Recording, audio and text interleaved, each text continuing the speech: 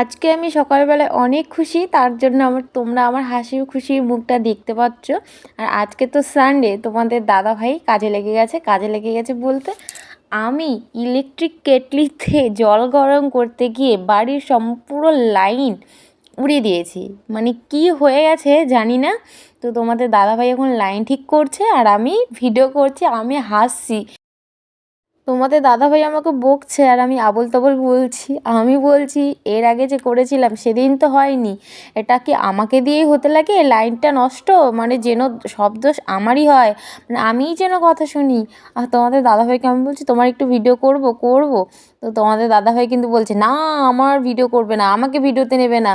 তাও আমি একটু জোর করে এলাম, এই যে আমাকে বকছে, দেখতে পাচ্ছ আঙ্গুল দেখে কী বলছে যদি দেখি তোমার মোবাইল ভেঙে দিব আমি। তো এদিকে বাড়ির কাজ চলছে, এদিকে আমার শাশুড়িমা লেপামুছে করছে আর আমার রান্না বান্না হয়ে গেছে। তো আমি এই বিছানার চাদরগুলো ধুয়ে দেবো, তো ঘরটা পরিষ্কার করে নিই। যাই হোক, তোমাদের দাদাভাই যেহেতু ভিডিওতে আসতে যাচ্ছে না, জোর করে তো আর নিতে পারি না, তো আমি বিস্কুটগুলো ভরে নিই। আর এটা দেখো, এটা আমাকে যে পার্লারের কাজ যেখানে শিখেছে সেখান থেকে দিয়েছে। আমাদের বাড়ির সামনে ওই জায়গাটায় দেখতে পাচ্ছ, ওরা বলে ইলেকট্রিক মেশিনে ধান ডাঙ্গাচ্ছে। আমি যেহেতু আগে কখনো দেখিনি, সে একটু দেখতে বেরিয়েছিলাম।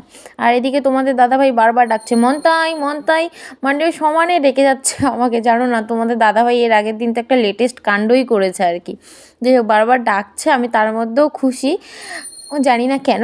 আর কাপড়গুলো নিয়ে আসলাম, এগুলো সব কিছু ধুয়ে দেবো। আর প্রচণ্ড পরিমাণে ডাকছে তোমাদের দাদাভাই। তো চলো ভিডিওটা কন্টিনিউ দেখতে থাকো, ভালো লাগলে প্লিজ লাইক কমেন্ট শেয়ার করে দিও।